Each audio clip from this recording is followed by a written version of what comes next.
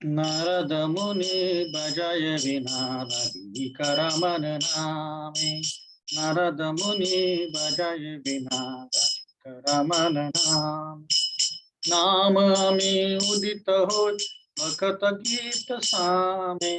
नाम अमी उदित हो भक्त गीत सामे। नारद मुनि बजाय बिना रवि कर मन नाम। अमीय धारा वर्षि घना श्रवण युगल गीया। अमीय धारा वर्षि घना श्रवण युगल गीया। भक्त जना सगन नाचे भरिया अपन हिया। भक्त जना सगन नाचे भरिया अपन हिया। नारद मुनि बजाय बिना रवि कर मन नाम। नारद मुनि बजाय बिना कर मन नामे। माधुरी पुरा सब पासी माता या जगत जाने। माधुरी पुरा सब पासी माता या जगत जाने। केहवा कांदे केहवा नाचे केह माते माने मने। केहवा कांदे केहवा नाचे केह माते मन मने। नारद मुनि बजाय बिना रवि कर मन नाम। पंचवदन नारद धरी प्रेमे रस घन रोला। पंचवदन नारद धरी प्रेमे रस घन रोला। कमल सन नचिया बले बोल बोल हरि बोला। कमल सन नचिया बले बोल बोल हरि बोला। नारद मुनि बजाय बिना रवि कर मन नामे। नारद मुनि बजाय बिना रवि कर मन नामे। सहस्त्र नाना परम सुखे हरि हरि बल गाय। सहस्त्र नाना परम सुखे हरि हरि बल गाय। नाम प्रभावे मतिल विश्व नाम रस सब पाए। नाम प्रभावे मतिल विश्व नाम रस सब पाए। नारद मुनि बजाय बिना रवि कर मन नामे। नारद मुनि बजाय बिना रवि कर मन नामे। श्री कृष्ण नाम रसन स्फुरी पुरल अमर आशा। श्री कृष्ण नाम रसन स्फुरी पुरल अमर आशा। श्री रूप पदे याचे इहा भक्ति विनोद दासे। श्री रूप पदे याचे इहा भक्त विनोद दासे। नारद मुनि बजाय बिना रवि कर मन नामे। नारद मुनि बजाय बिना रवि कर मन नामे।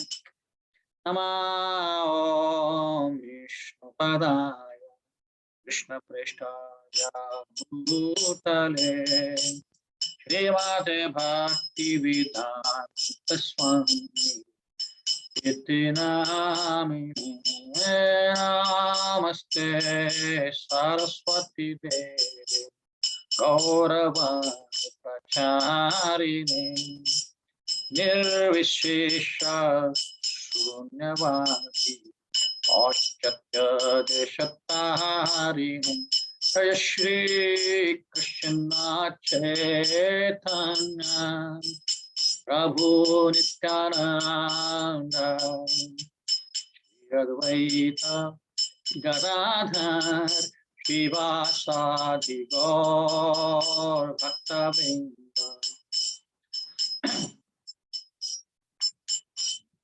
हरे कृष्णा हरे कृष्णा कृष्णा कृष्णा हरे हरे। हरे राम हरे राम राम राम हरे हरे। हरे कृष्णा हरे Krishna Krishna Krishna Hare Hare. Hare Rama, Hare Rama, Rama Rama, Hare Hare, Hare Krishna, Hare Krishna, Krishna Krishna, Hare Hare, Hare Rama, Hare Rama, Rama Rama, Hare Hare, Hare Krishna, Hare Krishna, Krishna Krishna, Hare Hare, Hare Rama, Hare Rama, Rama Rama, Hare Hare, Hare Krishna, Hare Krishna, Krishna Krishna, Hare Hare,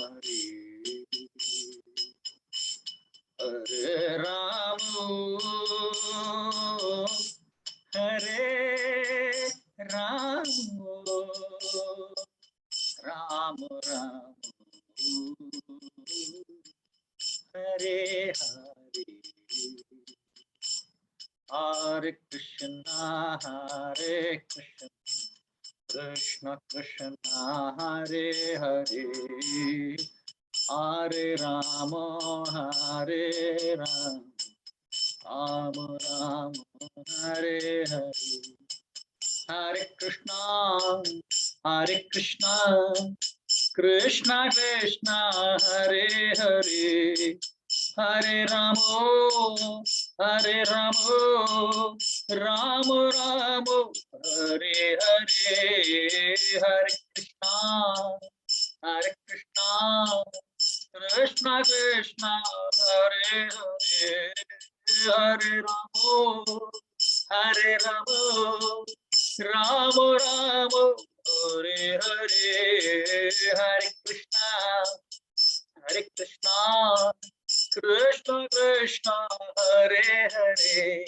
Hare Ramo, Hare Ramo, Ramo Ramo, Hare Hare, Hare Krishna, Hare Krishna, Krishna Krishna, Hare Hare, Hare Ramo, Hare Ramo, Rama Rama, Hare Hare, Hare Hare Ram, Hare Ram, Ram Ram, Hare Krishna, Hare Krishna, Hare Hare, Hare Ram, Hare Ram, Ram Ram, Hare Hare, Hare Krishna, Hare Krishna, Hare Krishna, Hare Hare, Hare Ram, Hare Ram, Ram Ram, Hare Krishna, Hare Krishna, Hare Hare, Hare Ram, Hare Ram, Ram Ram, Hare Krishna, Hare Krishna, Krishna Krishna, Hare Hare, Hare Ramo, Hare Ramo, Ramo Ramo, Hare Ram सत्यम की जय, श्री प्रभुपाद की जय, श्री गुरुदेव की जय। तो हम ये आज भजन गा रहे थे, नारद मुनि बजाए बिना, राधिका रमण नाम है। नारद मुनि जो है बहुत उच्च कोटि के भक्त हैं भगवान कृष्ण के, तो इसीलिए उनके ऊपर एक भजन लिखा है भक्ति विनोद ठाकुर जी ने। क्या बोल रहे हैं? जब नारद मुनि अपनी वीणा पे हरि नाम गाते हैं तो राधिका रमन मतलब कृष्ण और राधा दोनों ही तुरंत वहां पे अवतरित होते हैं कीर्तन में। जैसे बारिश का जो बादल होता है वैसे ही हरिनाम का वहां पे बारिश बारिश होती है, हरिनाम की वहां पे बारिश होती है। और सारे भक्त बहुत उत्साह से और बहुत प्रेम से आनंद से वहां पे नाचते हैं। सारे दुनिया के लोग वहां पे पागल की तरह नाचते हैं। कोई रोता है, कोई गाता है, कोई नाचता है। उनका उनका मन पूरी तरह से कृष्ण में हो जाता है। शिव जी नारद मुनि को गले लगाते हैं और जोर जोर से आवाज करते हैं हरि बोल करके। और जो ब्रह्मा जी हैं वो भी उस कीर्तन में शामिल होते हैं, हरि बोल बोलते। अनंत देव अनंत शेष जो हैं अपनी खुशी में उनके हजार मुखों से हरि हरि हरि हरि बोल रहे हैं। और इस भव्य दिव्य आध्यात्मिक चेतना से, आध्यात्मिक आवाज से और भगवान के नाम स्मरण से सबका जो मन है उल्लासित होता है। और भक्ति विनोद कहते हैं ये जो भगवान का नाम है ये मेरे सारे इच्छाओं को मेरी पूर्ति करता है। तो इसे मुझे रोज इसको गाना चाहिए और मैं रूप गोस्वामी के चरणों में ये भजन गाता हूँ। ऐसे बहुत सुंदर भजन है, इसको हम गा सकते हैं। तो हम प्रार्थना करेंगे और फिर 7वें अध्याय का प्रारंभ करेंगे भगवद गीता का। ओम अज्ञानतिमिरन्धस्य ज्ञानाञ्जनशलाकया चक्षुरुन्मिलितं येन तस्मै श्रीगुरवे नमः। श्रीचैतन्यमनोभीष्टं स्थापितं येन भूतले स्वयं रूप कदा मह्यं ददाति स्वपदान्तिकं। वन्देऽहं श्रीगुरु श्रीयुतापकमलं श्रीगुरुं वैष्णवांश्च श्रीरूपं साग्रजातां सहगणा रघुनाथान्वितं साद्वैतं सावधूतं परिजनसहितं कृष्णचैतन्यदेवं श्रीराधा कृष्णपादान् सहगणललिता श्रीविशाखान्वितांश्च नमो विष्णुपादाय कृष्णप्रेष्ठाय भूतले श्रीमते भक्तिवेदान्त स्वामिनीति नामिने।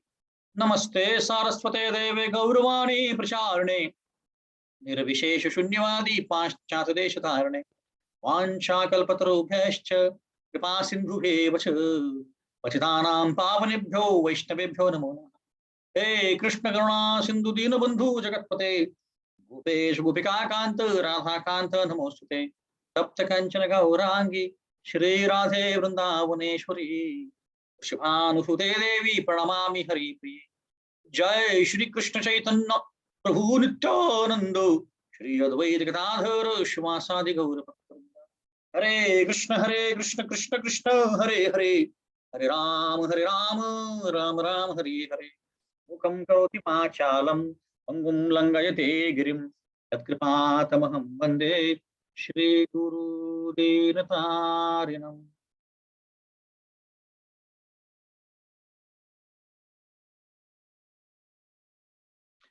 हरे कृष्ण। तो सभी का स्वागत है इस भगवद गीता कक्ष में रविवार के। तो आज के भगवद गीता कक्ष में हम आज 7वें अध्याय का प्रारंभ करने वाले हैं। 6ठे अध्याय का हमने पिछली बार चर्चा को आरंभ किया था, तो थोड़ा सा रिवीजन करेंगे कि हमने क्या क्या चर्चा किया था। तो 6ठा अध्याय अष्टांग योग के ऊपर है, ध्यान योग के ऊपर। ध्यान कैसे लगाते हैं हम भगवान के ऊपर और उससे हमें क्या लाभ होता है, इसका हमने चर्चा किया था। इसपे हमने खासकर चर्चा किया था कि अष्टांग योग के अलग अलग प्रकार होते हैं और उसमें मन को केंद्रित करना कितना महत्वपूर्ण है, इसके बारे में हमने काफी विस्तार से चर्चा किया था। तो भगवान ये बताना चाह रहे हैं कि भक्ति करना बहुत आसान है, अष्टांग योग करना, ध्यान करना, मिस्टिक पावर, ये सब बहुत मुश्किल है। इसके लिए भगवान ने ये 6ठा अध्याय के बारे में चर्चा की है, अष्टांग के बारे में, ध्यान के बारे में चर्चा की है। फिर आखिरकार 6ठे अध्याय में भगवान बोलते हैं योगिनाम अपि सर्वेषां मद्गतिनान्तरात्मना श्रद्धावान भजते यो माम जो में तुक्तम। भगवान बोल रहे हैं कि सारे योगियों में पहले तो अर्जुन को बोलते हैं कि तुम सबसे योगी बन जाओ। हाँ, योगी बनो जो कि कोई भी कर्मकांडी है, कोई भी जो अलग अलग तपस्या कर रहा है, कोई ज्ञानी है, उससे भी उच्च है योगी। और फिर बोल रहे हैं योगी नाम अपि सर्वेषाम, सारे योगियों में जो भक्ति योगी है, जो मुझ में अपना मन लगाता है, योगी नाम अपि सर्वेषाम मद गतिनांतर आत्मना, मुझ में मन लगाता है ना? श्रद्धावान भजते यम, और श्रद्धा से मुझे भजता है, वही सबसे सर्वश्रेष्ठ है। इसका मतलब है कि जो भक्ति योग करता है वही व्यक्ति सबसे मेरे लिए श्रेष्ठ है। ऐसे भगवान ने छठे अध्याय में आखिर के श्लोक में बताया था। अभी भगवान बताने का प्रयत्न कर रहे हैं 7वें अध्याय में कि भाई देखो, अभी कृष्ण भगवान ने छठे अध्याय में बताया कि मुझ पे तुम ध्यान लगाओ, पर अभी अभी किसी के ऊपर ध्यान लगाना है तो पहले पता तो होना चाहिए कि वो कौन है व्यक्ति, कैसे दिखता है, कैसे चलता है ना? अगर पता ही नहीं कि कैसे दिखता है, कैसे चलता है, तो हम कैसे ध्यान लगाएं? तो इसीलिए 7वें अध्याय में भगवान बिना अर्जुन के प्रश्न पूछे ही खुद का विवरण करना चालू करते हैं। और फिर इस अध्याय का नाम भी है कि भगवान के बारे में चर्चा, भगवान के बारे में ज्ञान, ये इसका अध्याय का नाम है। Knowledge of the absolute, absolute मतलब भगवान है, हाँ? तो उनके बारे में, ज्ञान के बारे में यहाँ पे चर्चा की गई है। तो 7वें अध्याय से अभी 12वें अध्याय तक भक्ति योग के बारे में चर्चा की होने वाली है। कैसे हैं कृष्ण भगवान सर्वोत्कृष्ट हैं और वो सुप्रीम है, मतलब क्या कि उनसे बढ़ के कोई है ही नहीं, हाँ? तो ऐसे भगवान जो सर्व कारण कारण हैं, जैसे ब्रह्मा जी बोलते हैं गोविंदम आदि पुरुषाम तमहम भजामि, सर्व कारण कारण बोलते हैं गोविंदम आदि पुरुषाम, सारे सबसे भी आदि कौन है? भगवान है। और वो कौन क्या कर रहे हैं? वो सब कारणों के कारण हैं और वही सबको मेंटेन कर रहे हैं, आध्यात्मिक हो, भौतिक हो, सब चीजों में वही मेंटेन कर रहे हैं। और जो उच्च भक्त होते हैं, जो भगवान की भक्ति में समा जाते हैं, भगवान की भक्ति करते हैं, हाँ, वो आगे बढ़ पाते हैं। जो व्यक्ति भगवान की भक्ति नहीं कर पाते हैं वो पीछे रह जाते हैं। किस पीछे रह जाते हैं? आध्यात्मिक प्रगति पे, क्योंकि भगवान को जान ही नहीं पाते। ऐसा, तो ये पूरा जो 7वां अध्याय है, भगवान खुद के बारे में बताने वाले हैं और फिर चर्चा करने वाले कि भक्त कैसे होते हैं। तो इस अध्याय में बहुत कुछ चर्चा होने वाली है। बहुत सुंदर अध्याय है। इसके आगे वाले सारे अध्याय लगभग 12 तक तो कम से कम अच्छे हैं, सुंदर, ही सारे अध्याय अच्छे हैं, पर हम इसको अपने जीवन में अच्छे से उतार सकते हैं। और जो भगवान बताना चाह रहे हैं भगवद गीता में, ये सबका सार है, ये 7वें से 12 अध्याय। अभी तक तो जो छठा अध्याय, 6 अध्याय बताए थे वो कर्म के बारे में, लास्ट के 6 अध्याय वो ज्ञान के बारे में, पर ये मूल भगवान को बताना था। तो इसीलिए उन्होंने इतना सब अर्जुन से कहलवा के बताया है, बताना चाह रहे हैं। ठीक है, तो इस अध्याय में बताएंगे कृष्ण भगवान की कैसे अलग अलग जो भगवान के ऐश्वर्य हैं उनके बारे में, और ऐश्वर्य अलग अलग वो कैसे दिखाते हैं लोगों को, ये बताएंगे। फिर बताएंगे कि 4 प्रकार के पुण्यवान लोग जो होते हैं जो भगवान के पास आते हैं, और 4 प्रकार के लोग जो नहीं आते। चतुर्विधा भजन्ते माम जन सुकृतो अर्जुन आर्तो जिज्ञासुर अर्थार्थी ज्ञानी च भरतर्षभ। ये 4 प्रकार के लोग आते हैं भगवान के पास, और 4 प्रकार के लोग नहीं आते। वो कौन है उसके बारे में बताएंगे। फिर बताएंगे कि देवी देवताओं की पूजा करना कैसे कोई भी लाभ नहीं देता है, ये बताएंगे आपको भगवद गीता में, इस अध्याय में। ठीक है, तो अभी हम पहले 10 श्लोकों का पठन करते हैं और फिर हमारी गाड़ी को आगे बढ़ाते हैं। कि मैं बहुत उत्साही हूँ क्योंकि 7वां अध्याय से आगे वाले अध्याय बहुत ही मीठे हैं। हम इसको चखते रहेंगे तो हमारा जिंदगी में बहुत सुंदर रस आएगा और हम अच्छे से अपनी भक्ति को आगे बढ़ा पाएंगे। तो इसलिए ध्यान से सब पढ़िए, ध्यान से सब अपना भक्ति भगवद गीता पढ़िए। 7वां अध्याय, 7वां अध्याय, पहला श्लोक। श्री भगवान वाच, हाँ एक मुझे बताना था कि हम जब सुबह जो हम जपा के लिए सेशन के लिए एकत्रित होते हैं, और शुक्रवार और रविवार को जब हम भगवद गीता का पठन करते हैं, तो जब भी कोई श्लोक में भगवान वाच, अर्जुन वाच ऐसा होता है, वो भी हमें पढ़ना है। कुछ कुछ भक्तों ने मैंने देखा है कि वो पढ़ते नहीं है, तो ध्यान रखना है कि जो भी श्लोक में दिया गया है सब कुछ पढ़ना है। आगे बढ़ते हैं। श्री भगवान वाच मय्यासक्त मना पार्थ योगम युञ्जन मदाश्रय असंशयं समग्रं मां यथा ज्ञास्यसि तच्छृणु। भगवान बोल रहे हैं कि ओ पृथा, हाँ, कैसे योग करने से, मुझ में चित्त लगाने से, हाँ, तुम मुझे सही में जान सकते हो, और मुझ में आसक्त रहने से तुम मुझको जान सकते हो और संशय के ऊपर जा सकते हो, मतलब डाउट अपने क्लियर कर सकते हो। पहला श्लोक है। दूसरा, ज्ञानम ते हम सविज्ञानम इदं वक्ष्यामि अशेषत यज्ञात्वा नेह भूयोऽन्य ज्ञातव्यम विशिष्यते अवशिष्यते, ज्ञातव्यम अवशिष्यते। मैं अभी तुम्हें पूरा ज्ञान दूंगा। कौन सा ज्ञान? ज्ञानम और विज्ञानम। ज्ञान मतलब थियोरेटिकल नॉलेज कि मैं आत्मा हूं, और विज्ञान मतलब मैंने अपने जीवन में उतार लिया है। उसको इंग्लिश में बोलते हैं फिनोमिनल और न्यूमरस। ये जानने के बाद और कुछ बचेगा नहीं जानने रहेगा, ऐसे बता रहे हैं। जैसे जीसस ने बाइबल में बताया था कि मुझको बताने के लिए बहुत कुछ है मेरे पास, पर तुम समझ नहीं पाओगे। ये अपने लोगों को बता रहे थे, जब बता रहे थे ना, बता रहे थे कि मेरे पास देने के लिए बहुत कुछ है, पर तुम समझ नहीं पाओगे। पर कृष्ण ऐसे नहीं बोल रहे हैं यहाँ पे। अब जैसे 9वें अध्याय में बताएंगे कि राज विद्या राजगुह्यम, तो भाई ये सारा ज्ञान जो है पूर्ण है, इसके अलावा और कुछ बचा ही नहीं। मनुष्याणाम सहस्रेषु कश्चिदथित सिद्धय यततामपि सिद्धानाम कश्चिन्माम वेत्ति तत्वता। हजारों में एक व्यक्ति होता है जो आत्मा खुद को जानने का प्रयत्न करता है। क्या बोलता है, सेल्फ रियलाइजेशन जो बोलते हैं उसको। हाँ, तो खुद को जानने का हजारों में एक व्यक्ति होता है जो खुद को जानने का प्रयत्न करता है। हाँ, और उनमें जो हजारों में से एक व्यक्ति है, ऐसे कई लोगों में एक ही व्यक्ति मुझे जान पाता है, कुछ कुछ लोग ही मुझे जान पाते हैं। भूमिरापो नल वायु खम मनो बुद्धिरेव च अहंकार में भिन्न प्रकृति अष्टधा। भूमि, जल, आग, वायु, खम, खम मतलब ईथर, मन, बुद्धि, अहंकार, ये चार मेरे अलग अलग प्रकार के एनर्जीज हैं। अपरियमितस्तु अन्यम प्रकृतिम विधि में पराम जीवभूतम महाबाहो येदम धारयते जगत।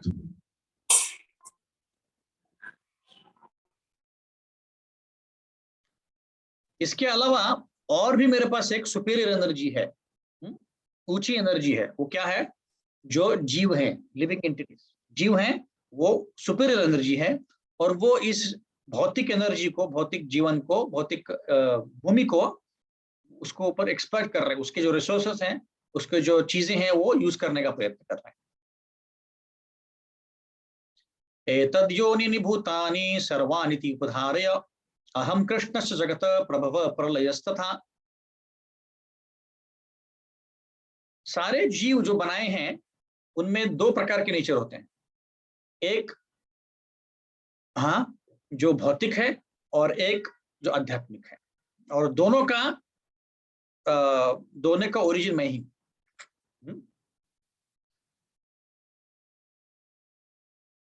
मत्तः परतरम नान्यत् किंचिदस्ति धनंजय मयि सर्वमिदं प्रोक्तम सूत्रे मणिगणा इव। ओ धनंजय, मुझसे बढ़कर और कोई भी सत्य नहीं। सब कुछ मुझ पे रेस्ट होता है, या मुझ पे अवतरित होता है।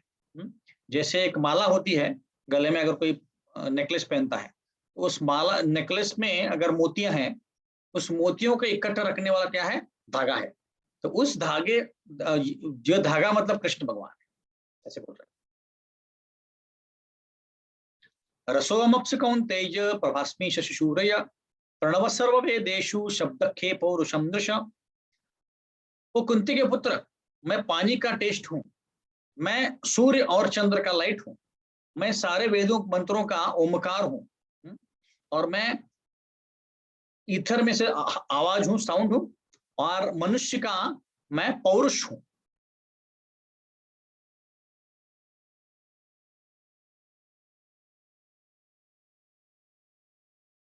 पुण्यगंध पृथ्वीं च तेजश्चास्मि विभावश जीवनम सर्वभूतेषु तपस्यास्मि तपस्विषु। मैं भूमि का जो स्मेल, गंध है, वो हूं। आग का मैं हीट हूं, तेज। हाँ, मैं सारे जीवों का जीव हूं, और मैं सारे जो अलग अलग लोग तपस्या कर रहे हैं, उसका मैं तपस्या हूं, तप हूं। बीजम माम सर्वभूतानां विधि पार्थ सनातन बुद्धिर्बुद्धिमताम अस्मि तेजस तेजस्विनामहम। तो प्रथा के पुत्र, ये जान लो कि मैं सारे जो चीजें बनाई हैं उसका मूल मैं ही हूँ। बुद्धि, जिसके पास बुद्धि है उसकी बुद्धिमत्ता मैं ही हूँ, और जिसका पावर है, स्ट्रेंथ है, उसका पावर, तेज मैं ही हूँ। ऐसे। हरे कृष्णा। तो अभी हम पहले पहले श्लोक से चर्चा करना आरंभ कर देते हैं। तो भगवान, जैसे मैं बता रहा था कि इस अध्याय में खुद के बारे में ज्ञान दे रहे हैं। अब अगर पहला श्लोक आप पढ़ेंगे तो पहले श्लोक में भगवान बता रहे हैं कि मयि आसक्त मनः पार्थ। मयि आसक्त मतलब क्या? मुझ में आसक्त बन जाओ पार्थ, ऐसे बोल रहे हैं। उसका अभी फोड़ भी हम पढ़ते हैं ताकि थोड़ा सा आसान जाएगा हमें समझने के लिए। मयि आसक्त मतलब क्या? मुझ में आसक्त बन जाओ, मुझ में अपने मन को आसक्त करो। इसका मतलब है मयि आसक्त मनः पार्थ, ओ अर्जुन। योगम युंजम, योगम मतलब क्या? आत्म सेल्फ रियलाइजेशन बोलते हैं उसको, हिंदी में भूल गया शब्द उसका, सेल्फ रियलाइजेशन, आत्म साक्षात्कार। आत्म साक्षात्कार। युंजन मतलब उसका प्रैक्टिस करना। युंज मतलब जोड़ना होता है। युंजन मतलब भगवान के साथ कनेक्ट करना। हाँ? योगम युंजन मतलब आत्म साक्षात्कार से भगवान के साथ जुड़ जाना। मदाश्रय, मुझ में अपने चित्त को लगा लो। हाँ? मद आश्रय मतलब मत मतलब मैं, आश्रय मतलब चित्त को लगाना या आश्रय लेना। असंशयम, कोई भी डाउट नहीं होना चाहिए आपके, हमारे मन में कोई भी डाउट नहीं होना चाहिए, क्योंकि मैं बता रहा हूं। समग्रम, पूरी तरह से समझ लो। माम, मैं। यथा, कैसे? मैं, तुम जान सकते हो उसको कैसे? सुन के। तत्शृणु, इसमें दो बहुत महत्वपूर्ण शब्द है जो श्रील प्रभुपाद भी अपने परपट में बताते हैं। मयि आसक्त और तत्शृणु, ये सबसे दो महत्वपूर्ण शब्द इस श्लोक में है। बाकी भी महत्वपूर्ण है, पर मोस्टली महत्वपूर्ण इसमें भगवान बताने क्या चाह रहे हैं ये हम समझ सकते हैं। तो इस श्लोक का तात्पर्य यह है, भगवान बता रहे हैं कि जैसे मैंने बताया छठे अध्याय के लास्ट श्लोक में, 47वें श्लोक में भगवान ने बताया था कि मुझ में अपना मन लगाओ। योगिनाम सर्वेशाम मद गतेनांतर आत्मना श्रद्धावान भजते यो माम यो में तो मुक्त। मुझ में मन लगाओ। तो जैसे मैंने बताया, मन लगाना तो फिर जानना पड़ेगा कौन है व्यक्ति है, तभी हम मन लगा सकते हैं, है ना? तो इसीलिए भगवान यहाँ पे बता रहे हैं कि मयि आसक्त मनः पार्थ, शुरुआत कर रहे बताने के लिए, और धीरे धीरे फिर इस अध्याय से बताएंगे कि भगवान कौन है, कैसे उनमें मन लगा सकते हैं। ऐसे तो इसमें दो शब्द बहुत महत्वपूर्ण, जैसे मैंने बताया, मयि आसक्त और तत्श्रुणु। तो पहले तत्श्रुणु को सुनते हैं, तत्श्रुणु के बारे में चर्चा करते हैं। हाँ? तो इसका थीम है, इस श्लोक का थीम है कि सुनने से हमें ज्ञान मिलता है।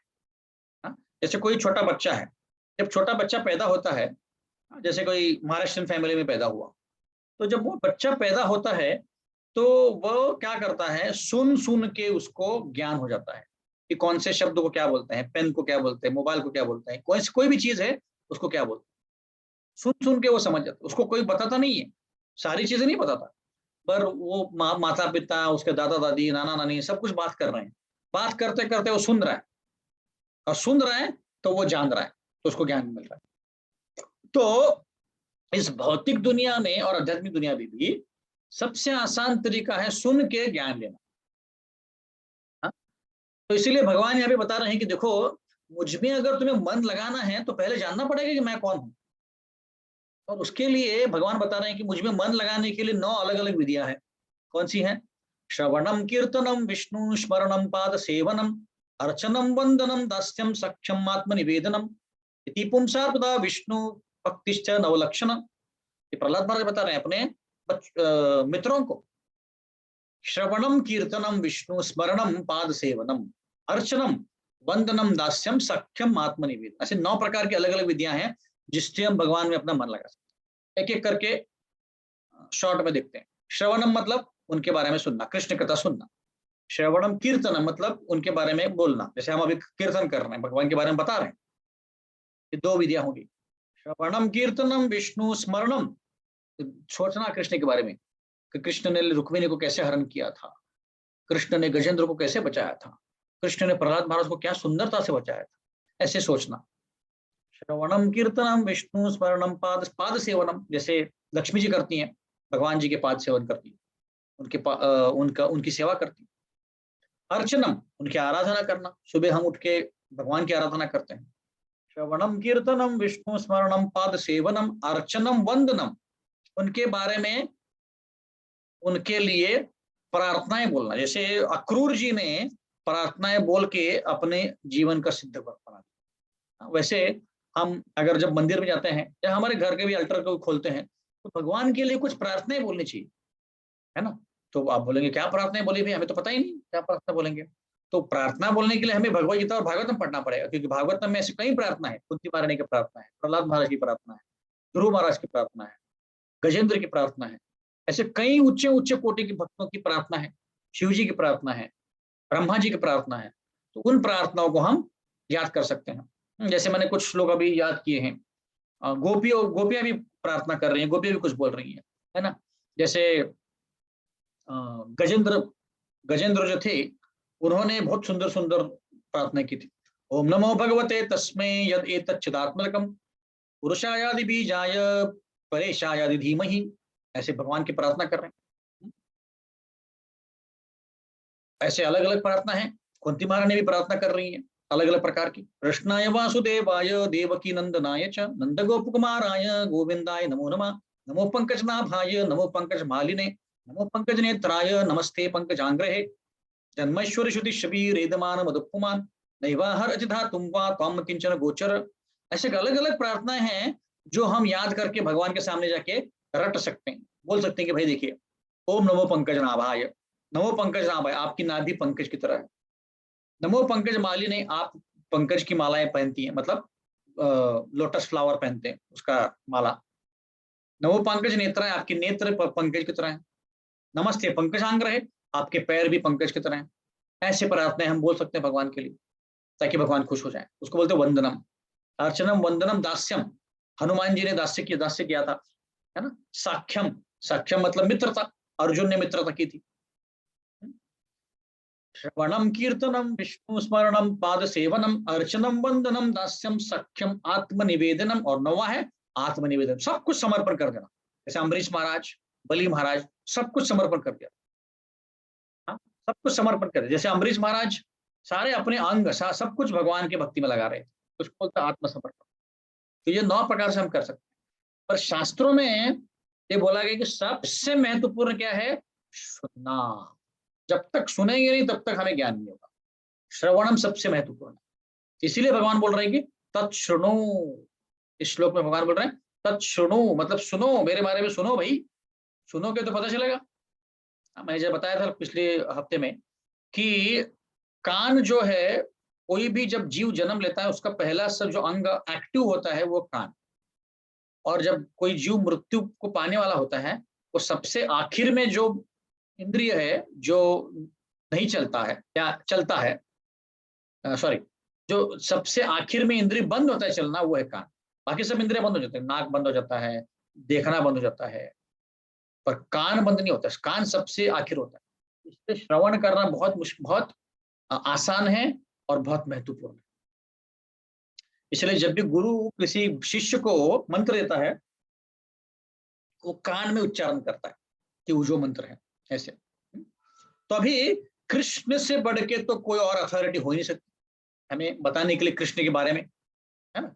जैसे 10वें अध्याय में भगवान बता रहे अहम सर्वस्य प्रभवो मत्ता सर्वं प्रवर्तते इति मत्वा भजन्ते माम बुधा भाव समन्विता। बोल रहे हैं कि इस भौतिक जगत को और आध्यात्मिक जगत को मैंने ही बनाया। हाँ, तो इसका मतलब है कि सब कुछ भगवान जानते हैं, तो उनसे सुनेंगे तो सबसे बेस्ट इंफॉर्मेशन मिलेगी। हाँ, और जब हम उनसे सुनेंगे तो उनसे कैसे सुन सकते हैं, भगवद गीता पढ़ के, भागवतम पढ़ के, उन्हीं से तो आ रहा है। तो उनको जब उनके बारे में हम जब सुनेंगे उनके बारे में और उनसे, तो हम अच्छे से भक्ति में आगे बढ़ पाएंगे। हाँ, तो या तो हमने भगवान से सुनना चाहिए या तो हमने भगवान के शुद्ध भक्तों से सुनना चाहिए। तो शिला प्रभुपाद शुद्ध भक्त हैं, तो उन्होंने भगवद गीता हमको लिख के दी है इंग्लिश में, हिंदी में, मराठी में, जो भी है भाषा में, तो पढ़ेंगे तो हमें ज्ञान मिल जाएगा कृष्ण के बारे में। हाँ, तो इसीलिए कृष्ण के बारे में कृष्ण से सुनना है या कृष्ण के भक्तों से सुनना। कृष्ण के बारे में और किसी से सुनेंगे तो ज्ञान नहीं मिलेगा प्रॉपर, क्योंकि कई अभक्त लोग होते हैं जो अच्छे से भगवान के बारे में नहीं बता सकते, उनको ज्ञान ही नहीं है, तो कैसे बताएंगे, है ना। ऐसे तो भागवतम में भी पहले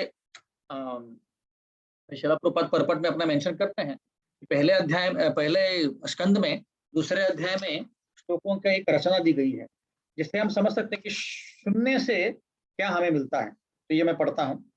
शृण्वतां सकता कृष्ण पुण्य श्रवण कीर्तन हृदयन्तस्त्व भद्राणि विधुनोति शूर्दसुतां नष्टप्रायेषु भद्रेषु नित्यं भागवत सेवया भगवती उत्तम श्लोके भक्तिर्भवति नैष्ठकी तथा रजस्तमो भाव कामलोभादयश्चय चेतयेतैरनाविद्धं सितं सत्त्वे प्रसिद्धति एवं प्रसन्न मनसो भगवत भक्ति योगता भगवत तत्व विज्ञानम मुक्त संग से जायते भिद्यते हृदय ग्रंथिश्छिद्यन्ते सर्व संशया क्षीयन्ते क्षीयन्ते चास्य कर्माणि दृष्ट एवात्मनीश्वरे।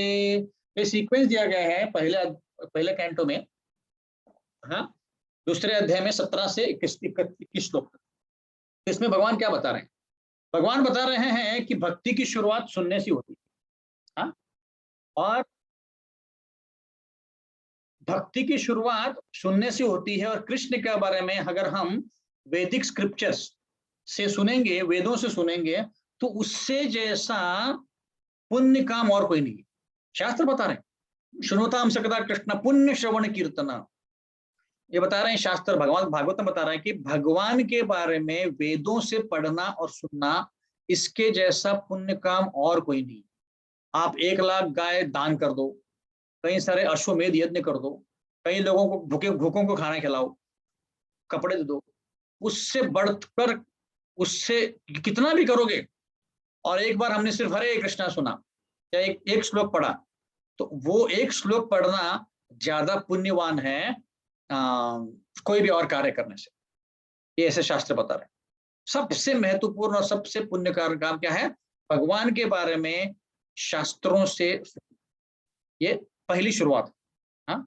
और वो जो कृष्ण के बारे में सुनते हैं, हाँ, कृष्ण क्या करते हैं? धुनोती, कृष्ण उनके हृदय में बैठ के उनके हृदय को साफ करते। उनके हृदय में बैठे हैं, सबके हृदय में बैठे हैं। तो जब हम सुनना चालू करते तो कृष्ण खुश होते, बोलते हाँ चलो भाई इसका मैं हृदय साफ कर देता हूँ, सर्फ एक्सेल, क्योंकि वो सबके सुहृद है, हाँ, इसीलिए वो साफ करते हैं। ऐसे करने से धीरे धीरे भक्त के मन में जो हृदय में ज्ञान था, जो चला गया था, जो ढक गया था ज्ञान, वो वापस जागृत होता है सुनने से, कृष्ण भगवान से। जितना ज्यादा हम सुनेंगे भगवद गीता से, भागवतम से, भक्तों से, उतना ज्यादा हम भक्ति में दृढ़ हो जाएंगे। जितना कम सुनेंगे उतना कम दृढ़ हो जाएंगे, जितना ज्यादा सुनेंगे उतना ज्यादा दृढ़ हो जाएंगे, हाँ? ये प्रोसेस है। और फिर सुनते सुनते सुनते फिर हम इन तीनों गुणों से ऊपर चले जाएंगे, सत्वगुण, रजोगुण, तमोगुण से।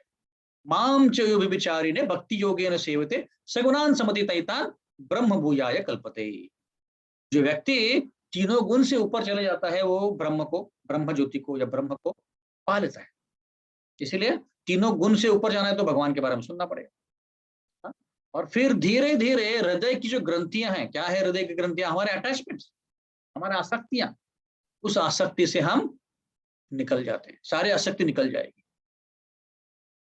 अटैचमेंट से हमारे कई प्रकार के अटैचमेंट होते हैं, तो उसके बारे में हम चर्चा करेंगे। पर ये आसक्ति से हम ऊपर उठ जाएंगे और हम दृढ़ता पूर्वक भगवान की भक्ति में लग जाएंगे। क्या करना है? सिर्फ सुनने से, और कुछ नहीं करना। भगवान के बारे में सुनना है और हरे कृष्णा करना, बस। बाकी सब भगवान ध्यान लगे, वो ध्यान रखेंगे कि हमको क्या आगे करना है, सब कुछ भगवान बताएंगे, हमको सिर्फ सुनना है बस। और इसको इसलिए प्रभुपाद बोलते हैं साइंस ऑफ सेल्फ रियलाइजेशन या साइंस ऑफ कृष्णा कॉन्शियसनेस भी बोलते हैं प्रभुपाद। का मतलब है कि विज्ञान ही है। इस श्लोक में आप अगर देखेंगे, दूसरे श्लोक में भगवान बोलते भी हैं कि ये विज्ञान है। विज्ञान है मतलब क्या? विज्ञान मतलब साइंस है।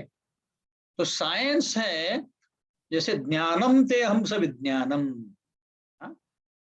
साइंस है मतलब क्या? जैसे अभी अगर मैं आपको बोलूं कि भाई कोई गाड़ी है ना, तो अगर गाड़ी का कोई जानकार है, उसको पता है गाड़ी कैसे चलती, कार है ना। तो कोई भी कार चलाएगा तो उसको समझ में आएगी गाड़ी में कुछ फॉल्ट है कि सब कुछ ठीक है, सब समझ में आएगा क्योंकि वो जानता है।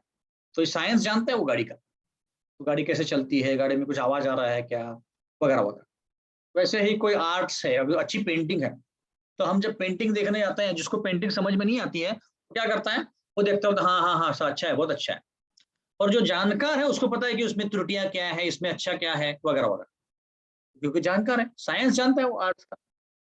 फिर कोई स्कल्पचर है, मूर्तियां बनी हुई हैं, तो व्यक्ति जान सकता है कि इसका ये मूर्ति, जो जो एक्सपर्ट है वो जानता है इसका इसका आर्ट क्या है, इसका साइंस क्या है। वैसे भी करूँ, मेडिसिन में कोई एक्सपर्ट है, तभी जैसे रिसेंटली ये वायरस का वेरिएंट आया है ओमिक्रॉन, है ना। तो जो जानकार नहीं है, जैसे हमारे जैसे लोग हैं, तो उसको बाप रे और एक वेरिएंट आ गया, और लॉकडाउन हो जाएगा, वगैरह वगैरह। और जो जानकार लोग हैं वो बोल रहे हैं कि अरे इसको चिंता करने की जरूरत नहीं, ये जो ओमिक्रॉन है सिर्फ फैलता फास्ट है, उसका असर बहुत कम होता है। और वो जानते हैं वो लोग, तो वो साइंस जानते हैं इसका, इसलिए बता पा रहे हैं और हम उससे ज्ञान ले सकते हैं। वैसे ही कृष्ण के बारे में जानना, ये भी एक विज्ञान है, ज्ञान है, विज्ञान है, मतलब क्या, साइंस है। ऐसा कोई भी ऐसा ये नहीं है कि जिसको हम रिपीट नहीं कर पाएंगे। साइंस मतलब जो हम प्रूव कर सकते हैं चीज, जो हम जान सकते हैं। वैसे कृष्ण के बारे में जानेंगे तो कृष्ण को हम अच्छे से समझ, इसलिए यहाँ पे दो टर्म्स आती हैं, फिलोसफी और रिलीजन, धर्म और तत्व। हाँ? तत्व मतलब टेक्निकल डिटेल्स, तत्व मतलब कि मैं आत्मा हूँ, परमात्मा हृदय में है हमारे, परमात्मा और आत्मा का क्या रिलेशनशिप है, या तीन प्रकार की चीजें होती हैं। हाँ, कि जड़ तत्व, स्पिरिट मतलब आत्मा, स्पिरिचुअल चीजें, और उसका कंट्रोल करने वाला, उसको हम बोलते हैं मैटर, स्पिरिट एंड कंट्रोलर। जड़ तत्व मतलब मैटर है, जैसे ये मोबाइल है मेरे पास, ये मैटर है, ये खुद से कुछ नहीं करता, इसको जो अगर कोई फोन करेगा तभी कुछ कर सकता है ना, इसको जड़ तत्व बोलते हैं। जीव या स्पिरिट मतलब हम लोग, जिस आत्मा जो है वो। अब इन दोनों को कंट्रोल कौन करता है, वो कंट्रोल करने वालों को समझना, मतलब ये ज्ञान है। ज्ञान मतलब, सही ज्ञान मतलब ये है कि यहाँ पे हम दो ही चीजें देखते हैं, जड़ तत्व और स्पिरिट, आत्मा। इन दोनों का नाता क्या है, और इन दोनों को कंट्रोल कौन करता है, ये अगर हम जानेंगे तो ये सबसे बड़ा ज्ञान है। उसको हम MSC बोलते हैं, मैटर साइंस, मैटर सोल और कंट्रोलर। इन दोनों को कंट्रोल कौन करता है, भगवान करते हैं कंट्रोल, है ना। मैटर को भी भगवान कंट्रोल करते हैं और जीव को भी भगवान कंट्रोल करते हैं।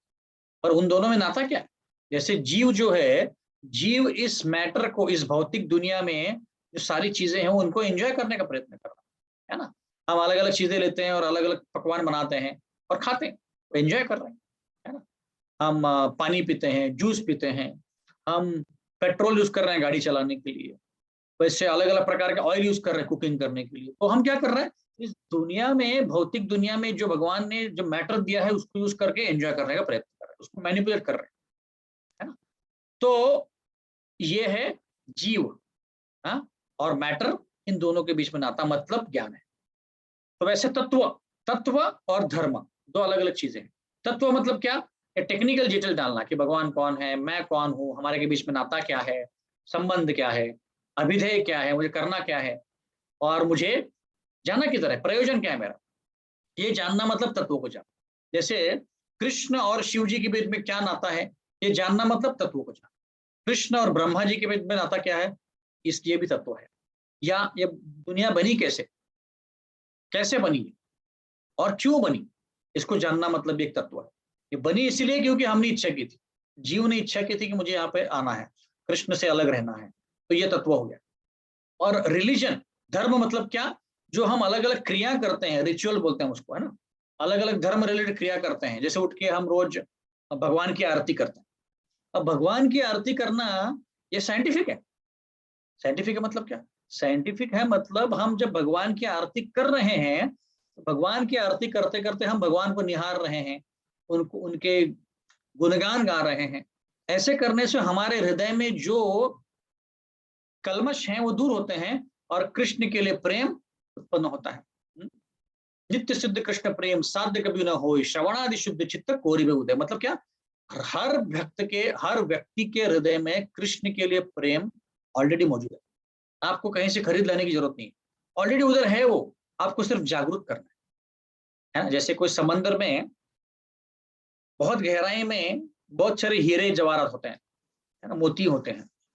तो आप अगर उसको चर्न करोगे, समुद्र मंथन करोगे, तो वो ऊपर आ जाएंगे और आप उसको ले सकते हो। वैसे ही हमारे हृदय में ही प्रेम है नीचे कृष्ण भगवान के लिए। उसको क्या करना पड़ेगा, मंथन करना पड़ेगा। मंथन करना पड़ेगा मतलब उसको ऊपर लाना पड़ेगा ना। अब क्या हुआ है कि जो प्रेम है नीचे चले गया है, और बाकी जब हमारी इच्छाएं हैं, काम क्रोध मद मोह मत्सर, सब ऊपर बैठ गया। तो उसके कारण हम प्रेम का अनुभव नहीं कर पा रहे हैं। जैसे कोई एक आईना है और आईने के ऊपर बहुत सारा धूल जमा हो गया, तो उस धूल के कारण हम उस आईने में हम खुद को देख नहीं पाएंगे। तो हमको खुद को देखना है तो पहले आईने को साफ करना पड़ेगा और फिर हम देख पाएंगे। वैसे ही हमारे हृदय के अंदर सब धूल जमा हो गई है भौतिक चीजों की, उसको ऊपर लाना पड़ेगा भगवान के प्रेम। उसको बोलते हैं धर्म, है ना। आरती करना या भगवान के दर्शन लेना, है ना, या उपवास करना, ये अलग अलग धर्म की क्रियाएं हैं, है ना। तो इसको बोलते हैं रिचुअल्स। तो ये दोनों मिला के अध्यात्म होता है, दोनों मिला के भक्ति होती है। तत्व और धर्म या क्रियाएं अलग अलग, रिचुअल्स जिसको हम बोलते हैं, फिलोसफी एंड रिलीजन। अब ये दोनों एक साथ चलनी चाहिए, जैसे रेल की पटरी होती है, दोनों साथ में चलनी चाहिए, उसको ज्ञान बोलते हैं। क्यों? क्योंकि तत्व के बिना अगर हम रिचुअल्स करेंगे, जैसे अभी हम इस्कॉन में आए हैं,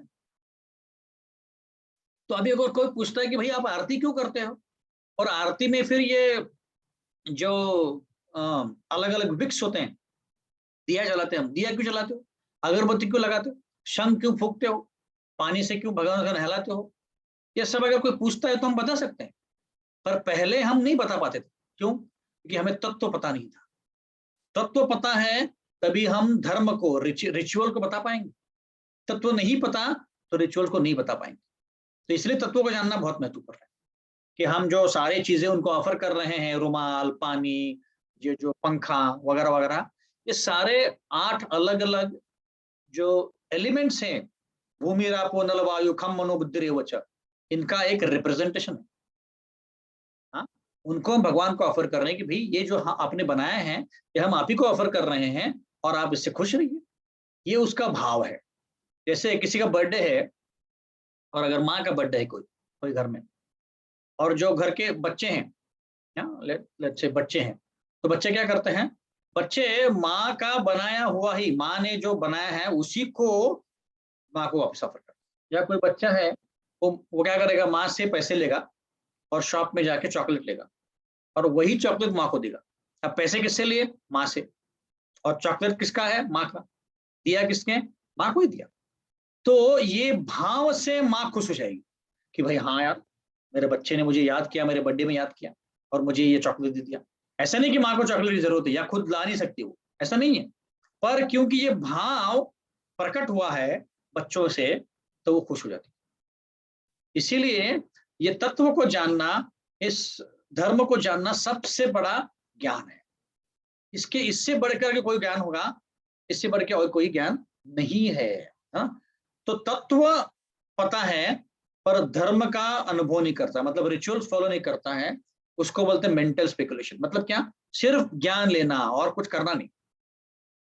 और मानसिक, क्या बोलते हैं उसको, तत्व भ्रम करना। मेंटल स्पेकुलेशन मतलब खुद का कुछ तो निष्कर्ष निकाल, है ना। और दूसरा चीज है कि धर्म पता है, सारे रिचुअल्स कर रहे हैं, पर तत्व नहीं पता, उसको बोलते हैं फेनेटिज्म। फेनेटिज्म मतलब तो हिंदी में क्या बोलते हैं, ये शब्द याद नहीं आ रहा है, पर फेनेटिज्म मतलब एक्सट्रीम कोई भी चीज करना, कि अंधविश्वास भी बोल सकते हैं आप उसको, अंधविश्वास बोल सकते हैं। अंधविश्वास क्यों? क्योंकि तत्व नहीं पता क्यों कर रहे, तत्व ही नहीं पता आपको। जैसे अभी ये जो जिहादी लोग होते हैं, उनको तत्व ही नहीं पता कि क्यों कर रहे हैं, इसीलिए क्या कर रहे हैं, वो सबको उड़ाने के लिए ट्राई कर रहे हैं या दूसरों को नष्ट करने के लिए ट्राई कर रहे हैं, क्योंकि उनको तत्व नहीं पता। तो उसको बोलते हैं फैनेटिक लोग, पागलपन, ऐसे। तो दोनों बहुत जरूरी है, दोनों नहीं है तो हम कहीं बीच में अटक जाएंगे और हम अच्छे से, इसको बोलते हैं ज्ञान। तो इसीलिए कृष्ण इस अध्याय में बता रहे हैं कि अर्जुन को बता रहे हैं कि मुझको जानो और मेरी पूजा कैसे करनी है इसको। तो ज्ञान हमें अथॉरिटी से ही लेना चाहिए। ज्ञान को अथॉरिटी से नहीं लेंगे तो वो ज्ञान हमें अच्छे से नहीं आएगा। जैसे जब हम कोई स्कूल ढूंढते हैं अपने बच्चों के लिए, कॉलेज ढूंढते हैं, तो देखते हैं कि वो कॉलेज ऑथराइज है कि नहीं पहले तो, और वो कॉलेज अच्छा है कि नहीं, है ना। ऑथराइज है और अच्छा है तभी हम उसको भेजते हैं स्कूल, कॉलेज या कोई भी प्रोडक्ट। जैसे अभी मैंने मेरी बेटी के लैपटॉप के लिए मैंने चार्जर मंगाया, तो नकली चार्जर भी मिल रहा था सस्ते में, पर मैंने बोला कि नहीं नहीं नहीं, अगर नकली चार्जर मंगाऊंगा और मेरे लैपटॉप में लगेगा तो हो सकता है कि लैपटॉप उड़ जाए, कोई भरोसा नहीं। तो सस्ता नहीं हो, थोड़ा महंगा भी हो, पर ओरिजिनल चाहिए हमको, क्योंकि वो अथॉरिटी से चाहिए। वैसे ही कोई भी ज्ञान हमें अथॉरिटी से लेना चाहिए, तभी वो परफेक्ट ज्ञान होता है ना। इसको बोलते हैं शब्द प्रमाण। ये हमने डिवाइस में सीखा था कि 3 प्रकार के ज्ञान मिलते हैं हमको। हाँ, प्रत्यक्ष प्रमाण, अनुमान प्रमाण और शब्द प्रमाण। प्रत्यक्ष मतलब जो हमें दिखता है, जो हम अनुभव कर सकते हैं, पर उस ज्ञान का ज्यादा फायदा नहीं होता है, क्योंकि कई बार हमें चीजें दिखती एक हैं और होती कुछ और है, तो इसलिए प्रत्यक्ष प्रमाण को ज्यादा फायदा नहीं। अनुमान प्रमाण, अनुमान प्रमाण मतलब अनुमान लगाना कि हाँ ये ऐसे हो सकता है, वो ऐसे हो सकता है, पर उसका गारंटी नहीं कि सही हो। और तीसरा है शब्द प्रमाण, ऑथोरिटी। ऑथोरिटी से सुनना कि अथॉरिटी ने क्या बोला है, उसको परफेक्टली जानना, यह है शब्द प्रमाण। जैसे अगर मुझे क्रिकेट खेलना है, हाँ, जैसे हमारे अपार्टमेंट में एक लड़का है, वो क्रिकेटर बनना चाहता है, तो वो उसने 2 कोचेस लगाए, एक इंडिविजुअल कोच और एक टीम कोच, और वो कोचिंग ले रहा है। तो अभी अगर मुझे क्रिकेटर बनना है तो अच्छे कोच से क्रिकेटिंग सीखना पड़ेगा, है ना। मैं ऐसे नहीं बोल सकता कि मेरे जो नेबर है उससे मैं सीखूंगा, उसको क्रिकेट सिर्फ देखता है, नहीं, उसका कुछ फायदा नहीं होगा। सिमिलरली अगर मुझे, जैसे सचिन तेंदुलकर का मैंने क्रिकेट का कोच बनाया, तो मैं अच्छे से सीख सकता हूँ, क्योंकि सचिन तेंदुलकर एक्सपर्ट है उसमें। सिमिलरली हमें जब भगवान के बारे में ज्ञान लेना है और इस दुनिया के बारे में ज्ञान लेना है, तो खासकर आध्यात्मिक ज्ञान लेना है, तो अथॉरिटी से लेना पड़ेगा। अथॉरिटी से नहीं लेंगे तो ज्ञान हमें सही से नहीं आएगा कोई भी। इसीलिए ये बहुत बहुत महत्वपूर्ण है कि जब भी हम यूट्यूब पे या कोई भी टीवी चैनल पे कोई भी हम अभी हम आध्यात्मिक बारे में चर्चा कर रहे हैं, आध्यात्मिक ज्ञान लेते हैं, आस्था चैनल, ये चैनल, वो चैनल, तो हमें बहुत जरूर ध्यान से उसको ज्ञान को लेना है। कोई भी सुनेंगे कोई भी प्रवचन, गारंटी नहीं कि वो ऑथराइज परंपरा का, क्योंकि संप्रदाय 4 प्रकार के हैं, 4 संप्रदाय है, ब्रह्म संप्रदाय, श्री संप्रदाय, कुमार संप्रदाय और रुद्र संप्रदाय। ब्रह्मा जी से आने वाला, लक्ष्मी जी से आने वाला, 4 कुमारों से आने वाला और शिव जी से आने वाला। ब्रह्मा, कुमार, श्री और रुद्र, इन चारों संप्रदाय से जो अलग अलग आचार्य आते हैं उनसे हमें सुनना चाहिए। कोई और संप्रदाय में सुनेंगे तो हमें ज्ञान वो नहीं मिलने वाला है, क्योंकि वो ओरिजिनल संप्रदाय नहीं है, ओरिजिनल संप्रदाय नहीं है ऐसे, है ना। तो इसीलिए जब भी हम सुनते हैं कोई भी, हमें देखना पड़ेगा भाई ये व्यक्ति जो बोल रहा है कौन से संप्रदाय से है, किससे सुना है इसने, उसके गुरु कौन है और उसके गुरु कौन है, और वो कौन से लाइन में आते हैं। अगर इसी लाइन में आते तभी सुनना बेहतर है, नहीं तो हम ऐसा कुछ ज्ञान सुनेंगे कि जो उसका कुछ फायदा नहीं, इसका कुछ फायदा नहीं। अभी जैसे हम लोग गुजरात में गए थे, तो वहां पे कई अलग अलग स्वामीनारायण के मंदिर बांधे हैं, बहुत सुंदर सुंदर मंदिर है, गुरुकुल भी है। बट अब सिस्टम बहुत अच्छा बनाया उन्होंने, गुरुकुल सिस्टम, मंदिर वंदिर, पर गड़बड़ क्या है, गुरु को वो भगवान मान रहे, वहां पे उन्होंने गड़बड़ कर दी। उससे क्या हो गया, जो पूरा संप्रदाय था वो गड़बड़ हो गया, है ना। भले बाकी सब कर रहे हैं, पर अगर वो बेसिक फिलोसफी गलत है तो आगे सब गाड़ी गड़बड़ा जाएगी। इसीलिए बहुत हमको ध्यान से ये ज्ञान को लेना है। तो दो तरह से हम कोई भी ज्ञान को ले सकते हैं कि भाई अथॉरिटी ने बोला ना, ठीक है। जैसे अभी अगर मुझे जानना है कि दुनिया में व्यक्ति मरता है या नहीं मरता है ना, तो बहुत बहुत कॉमन सेंस, जिसको हम डिडक्टिव बोलते हैं, हम ज्ञान को ले सकते हैं। कैसे? हम देखेंगे कि भाई हर व्यक्ति यहाँ पे मर रहा है, ऐसा कोई भी व्यक्ति नहीं जो नहीं मरता है, तो इससे हम समझ सकते हैं कि भाई मुझे भी मरना ही है एक दिन। और अथॉरिटी हम सुनेंगे कि भाई जन्म मृत्यु जरा व्याधि दुख दोषानु दर्शनम, मृत्यु तो आने ही वाला है, तो इससे हम समझ सकते हैं। पर अगर मैं बोलूंगा नहीं नहीं नहीं नहीं, सबका एनालिसिस करूंगा मैं, सारे दुनिया में जो भी 8 बिलियन लोग हैं उनका सब एनालिसिस करूंगा और फिर जानूंगा कि कोई मरता है कि नहीं। बहुत टाइम लगेगा इसमें। एक तो बहुत टाइम लगेगा, जब तक ज्ञान मिलेगा तब तक ये व्यक्ति भी मर गया होगा। इसीलिए जो अथॉरिटी बोलते हैं उससे अगर ज्ञान लेंगे, जैसे प्रभुपाद एक उदाहरण देते हैं कि एक लड़का है, छोटा सा लड़का 2-3 साल का, और उसको जानना है कि उसकी माँ कौन है या पिता कौन है, और उसको पता नहीं है अभी पिता कौन है, और क्योंकि पिता घर पे नहीं, तो वो 2 प्रकार से अपने ज्ञान को ले सकता है। एक क्या कर सकता है कि सारे दुनिया में जो लोग हैं उनका डीएनए टेस्ट कर सकता है। तो पुरुषों का डीएनए टेस्ट कर सकता है कि देखने के लिए कि मेरे में किसका डीएनए है, ये कर सकता है। इसको इंडक्टिव बोलते हैं, एक्सपेरिमेंट करके। और दूसरा है सबसे आसान तरीका, जाके अपनी माँ से पूछो कि भाई मेरे पिता कौन है ना। अब अगर वो पहला मेथड यूज करेगा उसको हजारों साल लग जाएंगे। इतने सारे लोग हैं, 8 बिलियन लोग हैं, उसमें से आधा टक्का पुरुष पकड़े तो 4 बिलियन हो गए, उसमें से 1 बिलियन 1.5 बिलियन बच्चों को निकाल दो, 2 बिलियन भी पकड़ लो। 2 बिलियन लोगों का डीएनए करना मतलब कितना समय लगेगा? बहुत समय लगेगा। तो ये कुछ काम का नहीं है प्रोसेस। सबसे आसान तरीका माँ से जाके पूछो, मतलब क्या, अथॉरिटी से पूछ लिया। अथॉरिटी से पूछ लिया तो परफेक्ट नॉलेज मिल गया, इमीडिएटली उसको समझ सकता है। तो ऐसे ज्ञान से हम अपने अंधकार को मिटा सकते हैं। जैसे हम लोग श्लोका बोलते हैं, ओम अज्ञानतिमिरन्धस्य ज्ञानांजनशलाकया, मतलब अंधकार को मिटाओ। कैसे? ओम अज्ञानतिमिरन्धस्य, अंधकार को किससे मिटाओ? ओम अज्ञानतिमिरन्धस्य ज्ञान के ज्योति से उसको मिटाओ। जैसे गजेंद्र के प्रेयर्स में गजेंद्र बोलते हैं कि अगर अंधेरा बहुत है ना, तो अंधेरों को अंधकार को, अंधेरा या अंधकार को मिटाने के लिए वो अपने आप से नहीं मिटने वाला। आप बोलोगे कोई बात नहीं, अपने आप से अंधेरा मिट जाएगा, अपने आप से अंधकार मिट जाएगा, अपने आप से ज्ञान हो जाएगा। नहीं, टाइम के चलते चलते अंधकार से अपने आप ज्ञान नहीं मिलने वाला है। हम जब सुनेंगे तभी हमें अंधकार से ज्ञान मिलेगा, अंधकार से प्रकाश होता है और फिर ज्ञान मिलेगा। जैसे तो हम इसलिए सुनना बहुत महत्वपूर्ण है। कैसे देखें, अभी देख कोई व्यक्ति सोया हुआ है, उसका नाम है राम लक्ष्य। अब व्यक्ति सोया हुआ है और उसको जगाना है, बताने के लिए कोई खतरा आया है, अरे राम राम राम, उठो उठो उठो। कोई व्यक्ति पुल्लच्चराता है ना, तो अभी वो व्यक्ति जब सुनेगा, अभी सब कुछ पूरी तरह से सो गया, सारे इंद्रिय सो गए उसके, पर कान उसका खुला है। तो जब राम राम खुद का नाम सुनेगा तो व्यक्ति जाग जाएगा, कौन पुकार रहा है मुझे, क्या हुआ, अरे यहाँ पे खतरा है, तुम्हारे बेड के नीचे सांप है। तो क्या सांप है? इमीडिएटली उठ जाएगा।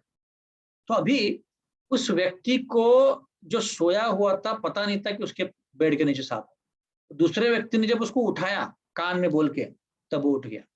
वैसे ही इस अंधकार में लोग यहाँ पे फंसे हुए हैं, भौतिक दुनिया में फंसे हुए हैं। उनको पता नहीं है कि यहाँ पे कष्ट क्यों हो रहे हैं, हाँ, उन पे कष्ट क्यों हो रहा पता ही नहीं है। और उनको ज्ञान देने के लिए हम भगवत गीता से ज्ञान देते हैं। तो पहले पहले हमको सुनने के लिए अच्छा नहीं लगता कि कितना सब आप कितना फिलोसफी बता रहे हो, कितना तत्व बता रहे हो, पहले अच्छा नहीं लगता, पर जब हमें पता चलता है कि इसमें क्या है तो अच्छा लगता है।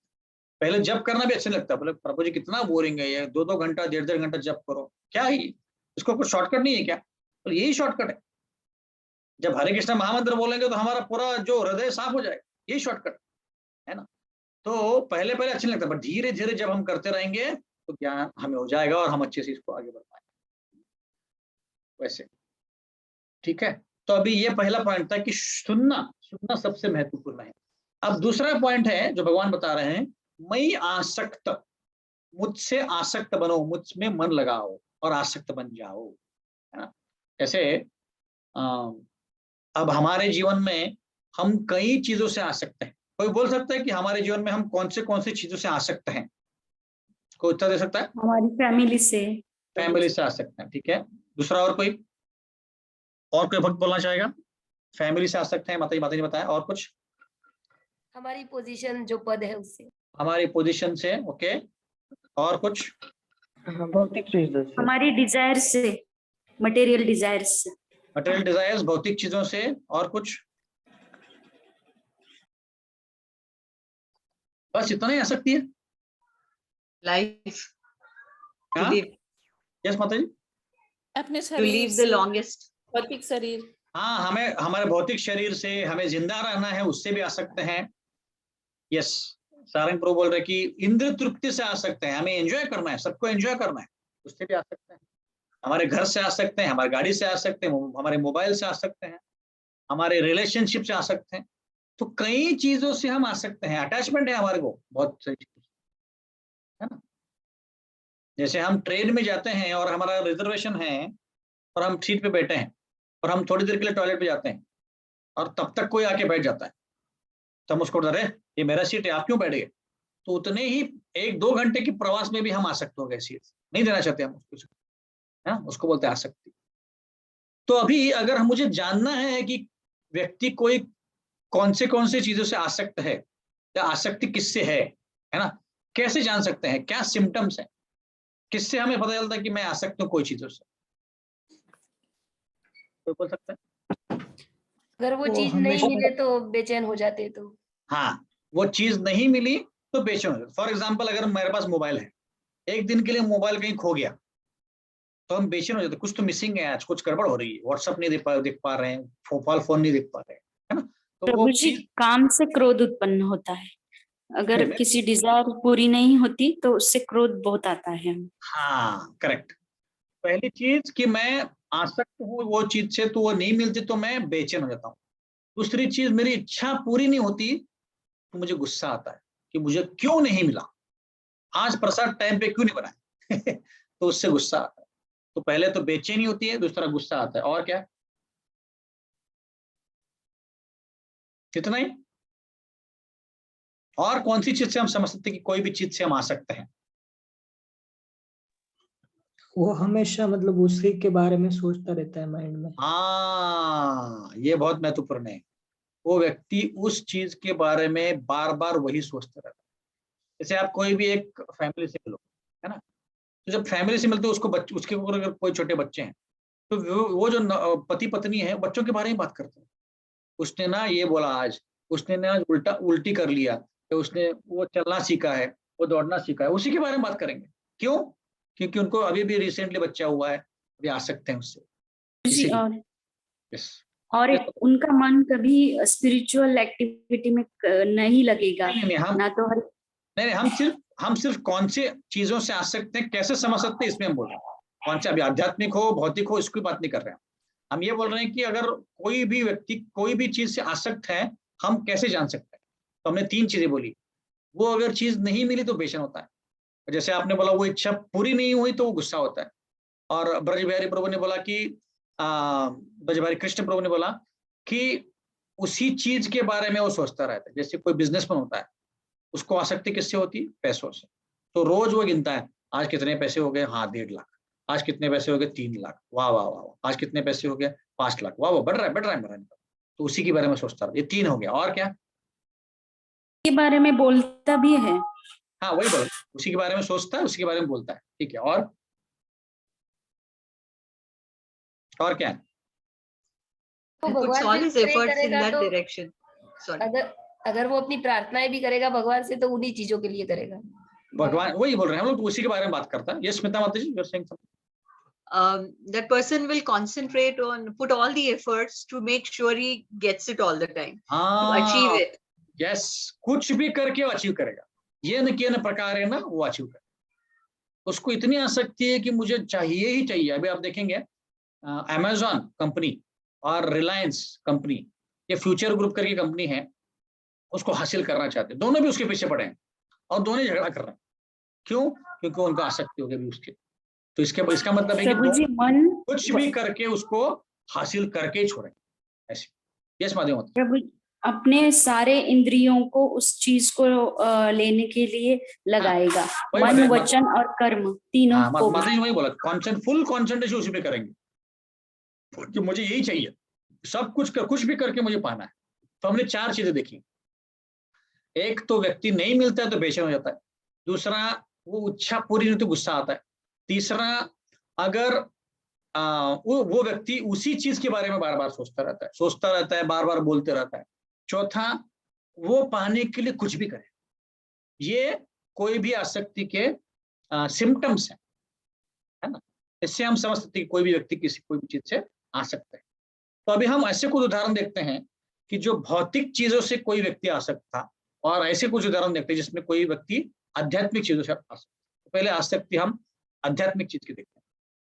तो रुक्मिणी जो कृष्ण की पत्नी थी, पत्नी बनने के पहले उसके उनके उनका राज्य जो था अपने पैलेस में रहती थी। तो भीष्मका नामक राजा की पुत्री थी। तो वो उनके घर में हमेशा कोई ना कोई साधु आते थे, नारद मुनि आते थे, अंगिरा मुनि आते थे, अलग अलग साधु लोग आते। और जब भी आते, क्योंकि भक्त हैं, तो वो कृष्ण कथा करेंगे, तो कृष्ण के बारे में कथा करते थे। कृष्ण ने ऐसे किया, कृष्ण ने वैसे किया, अगासुर को मार डाला, पूतना को मार डाला, कंस को मार डाला, वगैरह वगैरह। तो रुक्मिणी उनका रोज सुनती थी, जब भी वो आते तब सुनती थी। तो सुन सुन के उनको आसक्ति हो गई, किससे? कृष्ण से। और उनका जो भाई था रुक्मी, वो शादी कराना चाहता था रुक्मिणी की शिशुपाल से। शिशुपाल जो कृष्ण के कजिन थे और एक नंबर राक्षस प्रवृत्ति के थे, पर रुक्मिणी को उनसे शादी नहीं करनी थी। तो अभी क्योंकि वो आसक्त हो गई थी, तो देखो उन्होंने क्या क्या किया। जो हमने 4-5 चीजें बोली उसके बाद वो उन्होंने किया कि नहीं किया। उन्होंने क्या किया, पहले तो उन्होंने ठान लिया कि मुझे कृष्ण से ही शादी करनी। तो अभी बोला कुछ भी करके मैं कृष्ण को पाऊंगा। तो उन्होंने क्या किया, 2 दिन पहले एक लेटर लिखा कृष्ण को कि मैं आपसे बहुत प्रेम करती हूँ और आपको चाहती हूँ। आप बोलते हो कि मैंने कभी आपको देखा नहीं, फिर भी कैसी बात आप पा सकती हूँ। तो मैंने आपके बारे में बहुत सुना है, तो इसीलिए मुझे प्रेम उत्पन्न हुआ है और मुझे आपसे शादी करनी है। तो कुछ भी करके मुझे किडनैप कर लीजिए। ऐसे एक लेटर एक ब्राह्मण के द्वारा कृष्ण तक पहुंचाती है। अब रहती है कहाँ रुक्मिणी? नागपुर में, विदर्भ में। और कृष्ण कहाँ रहते? द्वारका में, गुजरात में। तो ये लेटर लेके ब्राह्मण रातों रात पहुंच जाते हैं और कृष्ण उसको देख के तुरंत ही निकल पड़ते हैं रुक्मिणी से मिलने के लिए और रुक्मिणी को किडनैप कर। अब उसकी इतनी उत्कंठा है कि वो बार बार कृष्ण के बारे में सोच रही है। देखो हमने जो 4-5 चीजें बोली, एक तो पाने के लिए कुछ भी कर रही है, दूसरा वो हमेशा कृष्ण के बारे में सोच रही है कि कृष्ण आएंगे कि नहीं, आएंगे कि नहीं, आएंगे कि नहीं। बार बार उसके मन में अलग अलग विचार है। पता नहीं मैंने शिव जी की अच्छी आराधना की है कि नहीं, पता नहीं दुर्गा की मैंने अच्छे से आराधना की है कि नहीं, कृष्ण भगवान मुझसे आएंगे कि नहीं, इग्नोर तो नहीं करेंगे मेरा लेटर, वो ऐसा तो नहीं सोचेंगे पता नहीं क्या लड़की है मुझ लव लेटर लिख रही है। ऐसे अलग अलग विचार आ रहे थे और रात को सो नहीं पाए। जब सुबह हुई तो नजर डाल के बैठी थी कब वो ब्राह्मण आएगा या कृष्ण आएगा, ताक ताक कर बैठी थी। तो जब देखा कि ब्राह्मण आ रहे थे, वो ब्राह्मण जिसके हाथों लेटर भेजा था, तो खुश हो गए। और ब्राह्मण के हाव भाव को देख के ही उसने समझ गई कि कृष्ण मान गए हैं और कृष्ण आने के लिए। उनको बताने की जरूरत ही नहीं पड़ी कि आने वाले कृष्ण। इतनी उनकी उत्कंठा थी, उतनी उनकी आसक्ति थी कि सिर्फ वो ब्राह्मण के चेहरे को देख के बोल के अरे हो गया काम हमारा। और वो मंदिर, और उसने पूरी तरह से प्लान बना लिया था कि मैं एक दिन पहले दुर्गा के मंदिर में जाऊंगी, वहां पे दर्शन के लिए, हमारे रिवाज के अनुसार वहां पे सब सिक्योरिटी कम रहेगा, तो आप वहां पे आके मुझे किडनैप कीजिए। तो शतराई नहीं थी ना, तो उसने पूरा प्लान बनाया था। और फिर कृष्ण आए और लास्ट मोमेंट तक कृष्ण सोचते रहे, देखो चांस देते रहे रुक्मिणी को। इसलिए हमसे भी कृष्ण भगवान लास्ट मिनट तक वेट करते हैं कि भाई इस जीव को अगर अभी भी एंजॉय करना तो करने दो। पर रुक्मिणी ने ऐसा नहीं किया। रुक्मिणी के मन में एक बार भी विचार नहीं आया कि नहीं मुझे शिशुपाल से शादी करना। उसने ठान लिया था मुझे कृष्ण से शादी, और कृष्ण ने उसको किडनैप किया। तो इसको बोलते हैं आसक्ति। भौतिक आसक्ति नहीं, आध्यात्मिक आसक्ति। गोपियां कृष्ण से इतनी आसक्ति थी कि राधा रानी मधुमक्खी के साथ बात करती है, हे मधु तुम क्या कर रहे हो यहाँ पे? तुम कृष्ण के मैसेंजर हो क्या? उसके दूत हो क्या? उससे कुछ मैसेज आया? क्या कर रहे हो मथुरा में? किससे बातें करता है? क्या कर रहा है वो? ऐसे अलग अलग बातें वो मधुमक्खी से कर रही। कौन? राधा रानी। इसको बोलते हैं आसक्ति। गोपियों को और राधा को कृष्ण के सिवा और कुछ सूझता ही नहीं। वो योगिक पोस्चर में बैठी है ऐसे योग करने के लिए, और उद्धव जी आते हैं और बोलते हैं कि योग करना मतलब कृष्ण को सामने रख के उसके ऊपर अटैच करना है मन को। गोपियां बोलते हैं क्या बता रहे हो आप, हमारे मन में कृष्ण इतने घुस गए हैं कि हम यहाँ पे बैठे हैं कृष्ण को बाहर निकालने के लिए। तो उद्धव सोच रहे हैं लोग तो बैठते हैं योग करने के लिए कृष्ण उनके हृदय में आ जाए और उनकी आसक्ति बढ़ जाए, और गोपियां बोल रही कि हमारे मन में इतने बैठ गए हैं हम चाहते हैं कि कृष्ण को बाहर निकालें, क्योंकि इतना नालायक है कि हमको छोड़ के मथुरा भाग गया, इसलिए हम निकालना चाहते हैं। तो ऐसे गोपियां बोल रही हैं। इसका मतलब वो कितनी आसक्त हैं कृष्ण से, वो उसको गाली भी दे रहे हैं फिर भी कृष्ण से आसक्त हैं ऐसे। तो ये हो गई आध्यात्मिक आसक्ति। है ना। फिर अभी भौतिक आसक्ति कैसी है, अब रावण का उदाहरण लेते हैं। जब शूर्पणखा का नाक काटा था लक्ष्मण ने, तो शूर्पणखा भाग गई, कहा लंका में, और लंका में जाके रावण को बोला कि देखो भाई, तुम्हारे बहन की मतलब मेरी नाक काटी है एक मनुष्य ने, तुम कैसे सहन कर सकते हो। तो रावण ने बोला हाँ ठीक है मैं देखता हूँ, कुछ करना है तो। उसने बिल्कुल ज्यादा कुछ भाव नहीं दिया, इंटरेस्ट नहीं लिया उसने। पर जब शूर्पणखा को पता चला कि ये ज्यादा इंटरेस्ट नहीं ले रहा, तो उसने क्या किया, शूर्पणखा ने सीता का वर्णन करना चालू किया, कितनी सुंदर है वो, ऐसी चलती है, उसके ऐसे बाल हैं, उसका मुखड़ा ऐसा है, वगैरह वगैरह। तो रावण को एकदम इंटरेस्ट आ गया, बोला है कुछ इंटरेस्ट की बात चल रही है। और बोला कि राम जो है एकदम साधारण मनुष्य, मेरे मन में ये विचार आया कि राम जैसा मनुष्य ये सीता को एंजॉय कैसे कर सकता, इसको एंजॉय करने के रावण जैसा ही व्यक्ति चाहिए जो सर्वश्रेष्ठ है। इसीलिए मैं उसको सीता को लेने के लिए गई थी, और उसने मेरा नाक काट दिया। तब रावण की इच्छा जागृत हो। अब देखिए, सिर्फ सुना उसने, सीता को उसने देखा भी नहीं। सीता को बिना देखे, जैसे रुक्मिणी ने बिना देखी कृष्ण को एक बार भी देखा नहीं रुक्मिणी ने शादी के पहले, पर आसक्ति बन गई कैसे, सुन के। वैसे ही रावण को सीता से आसक्ति हो गई सिर्फ सुन के उससे, कि भाई सीता इतनी सुंदर है, ये है वो है। वो क्या गया, तुरंत पहुंच गया और पंचवटी, वहां से उसको किडनैप कर। तो सुनने से आसक्ति डेवलप होती है, भौतिक हो या आध्यात्मिक हो। जैसे कई सारे आजकल के नवयुवक हैं, उनको उनके मित्र बताते हैं, अरे यूएस में ऐसा है वैसा है, यूके में ऐसा है वैसा है, चलो हम हायर स्टडीज के लिए जाते हैं। तो वो बचपन से ही तैयारी करते हैं कि चलो हमें हायर स्टडीज के लिए जाना, क्योंकि यूएस के बारे में उन्होंने सुना है, वहाँ पे गाड़ियाँ कितनी अच्छी मिलती है, पैसा कितना मिलता है, सब एंजॉय करने के लिए होता है, वगैरह वगैरह। तो इससे आसक्ति बढ़ जाती है। तो हमारा जो भौतिक आसक्ति है, एक मिनट,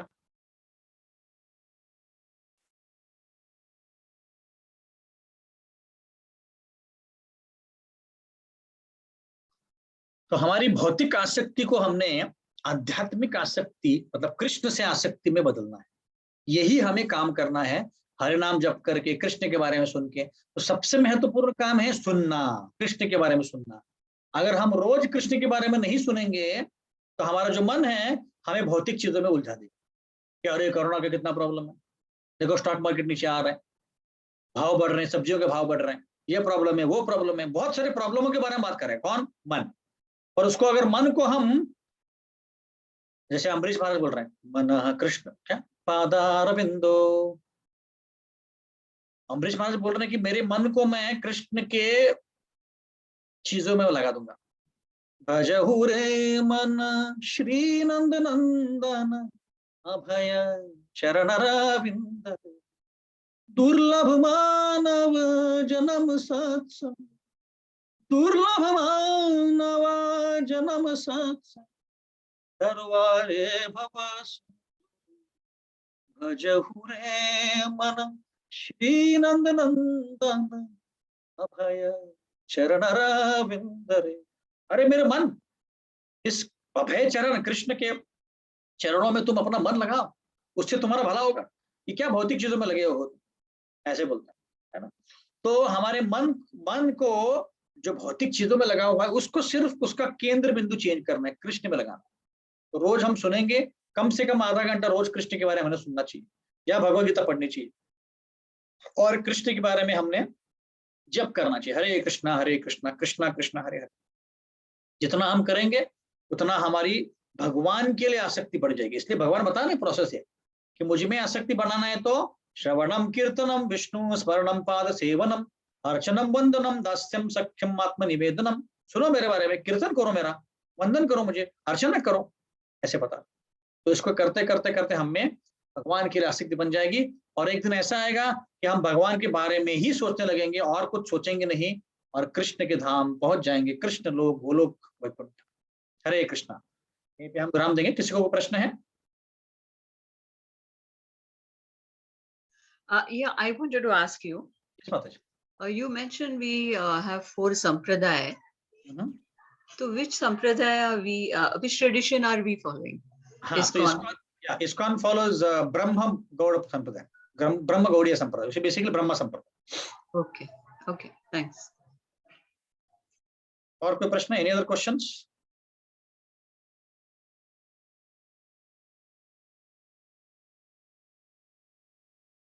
ओके, तो हम कुछ कुछ भक्त नए आए हैं आज, तो उनके बारे में थोड़ा सा सुनेंगे। वासुदेव प्रभु प्रभु जी, एक ग्यारह करते क्वेश्चन दंडोत प्रणाम। हाँ मधु मत, प्रभु जी, हरे कृष्ण प्रभु। हाँ एक मिनट, कुछ क्वेश्चन है इनको। प्रभु जी, जैसा कि हम जानते हैं कि आफ्टर डेथ हम बॉडी को लीव करते हैं और हमारी सोल चली जाती है, लेकिन सब जन ऐसा बोलते हैं शास्त्र में, भागवतम में, कि नरक में अगर जो कोई ऐसा पाप करता है तो उसको नरक में वैतरणी नाम की नदी है, कुछ अलग अलग लोक है, सुतल, अतल, पाताल, तो वहां पे बहुत सारा पेनफुली पनिशमेंट दी जाती है।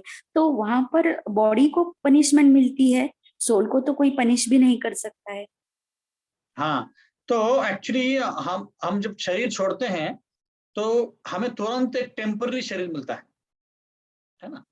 तो जैसे अभी मेरा लैपटॉप खराब हो गया है, तो मैंने लैपटॉप अपना मेरे ऑफिस में रिपेयर करने के लिए, तो उन्होंने मुझे एक टेम्पररी लैपटॉप दिया।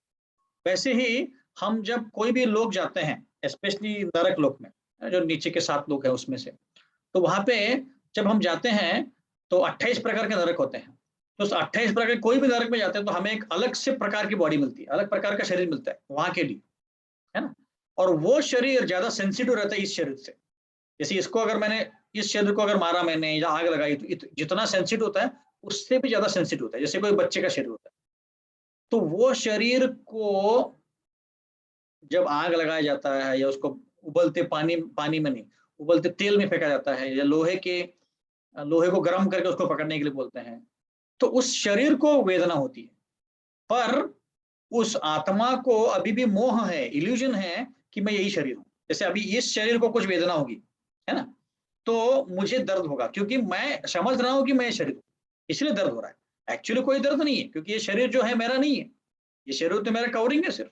जैसे ये शर्ट को अगर कुछ हो जाता है तो मुझे कुछ नहीं होना चाहिए, पर मैं क्योंकि ये शर्ट से अटैच्ड हूं, जैसे मैं नया शर्ट लिया और नया शर्ट को कुछ किसी ने फाड़ दिया, है ना, तो अभी मैं नया शर्ट तो मैं नहीं हूं, पर वेदना कौन होती है, मुझे दर्द तो होगा। क्यों? क्योंकि मैं उस नए शर्ट से अटैच्ड हूं, इसीलिए। एक्चुअली मुझे कुछ फर्क नहीं पड़ता क्योंकि शर्ट खराब हो गया, मुझे कुछ नहीं हुआ। जैसे मैंने नई गाड़ी खरीद ली, हाँ, और नई गाड़ी से मैं जा रहा हूँ और किसी ने आके पीछे से ठोक दिया, ठक कर। अब जब गाड़ी को ठोका तो मुझे कुछ नहीं हुआ, फिर भी मुझे दर्द लगता है, अरे बाप रे मेरी नई गाड़ी को ठोकर दे दिया किसी ने, इतना डेंट आ गया। क्यों? क्योंकि मैं समझ रहा हूं कि ये मेरी गाड़ी जो है मेरा एक्सटेंडेड शरीर है, मेरे अटैचमेंट है, आ सकती है। वैसे ही नरक में जब हम जाते हैं तो वहां पे जैसे पुष्पा माता जी लिखा है कि वेदना शरीर मिलता है या यातना शरीर मिलता है वहां पे। ये यातना शरीर जो होता है इस शरीर से भी ज्यादा सेंसिटिव होता है, जैसे कोई छोटे बच्चे का शरीर होता है। तो वो आत्मा जो है उसको लगता है कि मैं शरीर हूं, इसलिए उसको वेदना होती है थ्रू दैट शरीर, ऐसे। ठीक है मतलब। ये प्रभु जी, प्रहलाद महाराज जी को यातना नहीं हुई इसलिए क्योंकि उनका सोल लेवल बहुत एलिवेट था। यस, यस, चेतना उनकी इतनी ऊंची थी कि उनको लग ही नहीं रहा था कुछ यातना हो रही है। ऐसी जैसे कई लोगों को गर्मी नहीं लगती है, ठंड भी नहीं लगती है, क्योंकि वो सहन कर सकते हैं। पर कईयों को बहुत लगती है क्योंकि वो सहन करने की ताकत कम है। वैसे ही जो अध्यात्म में बहुत आगे चले जाते हैं, सुख दुखे कर्मे समय कृत्वा लाभा लाभ हो जया, जो वैसे लोग जो आगे बहुत बढ़ जाते हैं उनको वेदना कम होते हैं, क्योंकि वो उस स्तर पे है ही, मेंटली ऊपर उठ के ऐसे।